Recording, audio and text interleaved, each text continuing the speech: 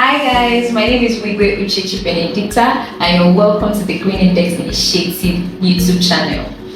So today we're going to be talking about the Nigerian Pidgin English and the Nigerian English. Let's get into the video. The Nigerian Pidgin English is a language spoken by Nigerians in Nigeria.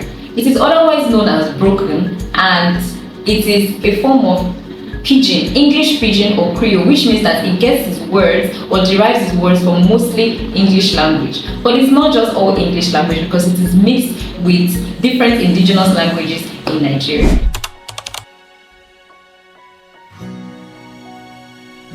The Nigerian Pidgin English originated in the 17th century as a result of trade between Africans and the Portuguese. When the Portuguese came to Africa for the purpose of trade, they introduced a Portuguese-based pidgin, which the British later adopted when they came to colonize Africa.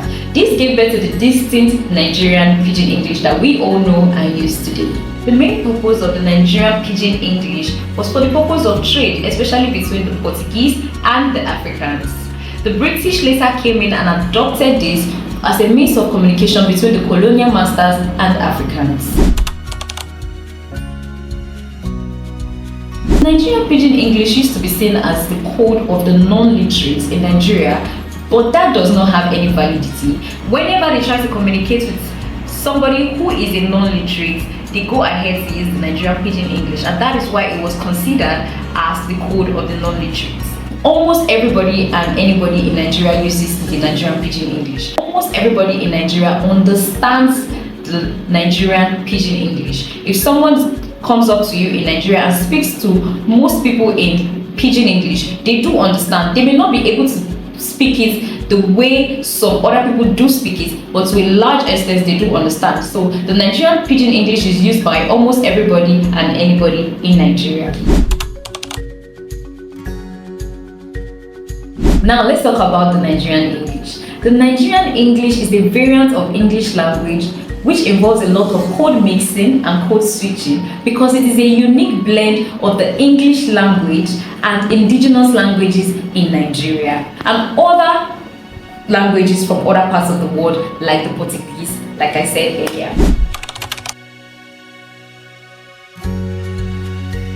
English language is the lingua franca of Nigeria, but English language is not the native language of Nigerians. Most Nigerians have their mother tongue as indigenous languages, which has some form of interference on them when they try to speak the English language. Now, Nigerian English came as a result of this interference between the indigenous languages and trying to learn how to speak English language.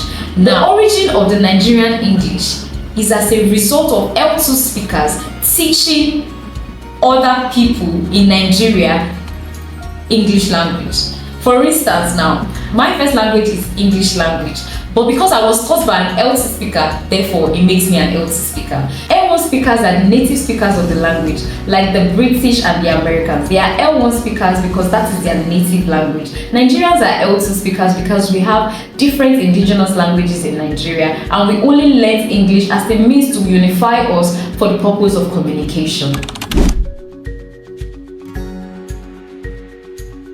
Nigerian English is mostly spoken by educated Nigerians because in school you do learn the English language, and because of the interference of the mother tongues, the indigenous languages, of course I already told you about the origin of the Nigerian English, you get the Nigerian English. So for the most part it is used by educated speakers, but the non-educated speakers try to speak the Nigerian English but may not find it as easy, so they switch back to Nigerian Pidgin English.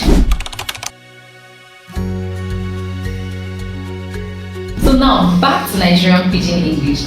We have different variants of the Nigerian Pidgin English.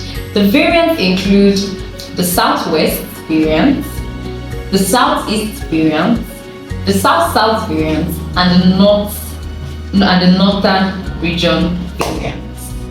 Now, it is categorized like that because the Nigerian Pidgin English is highly affected by the geographical zones, and As I said earlier, because of the indigenous languages that have some form of interference on the Nigerian English, it also has some form of interference on the Nigerian Pidgin English. That is why when you hear somebody that's from the south speaking Pidgin, you can be able to tell that this person is from the south just by the way they speak, because of that interference from their indigenous languages. For example, in the south, for the southern variant, Port Harcourt precisely, if somebody wants to tell you to come, you can hear words like abobi, lap.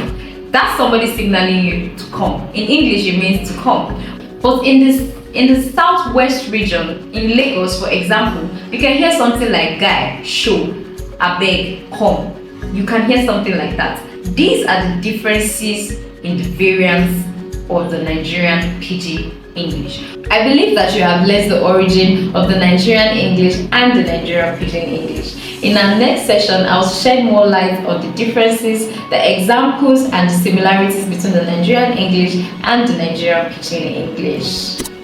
Thanks for watching. Please not forget to subscribe, like, share, leave a comment, and turn on your notification button for our next video. Also, do not forget to follow us on our social media platforms displaying on your screen. Bye!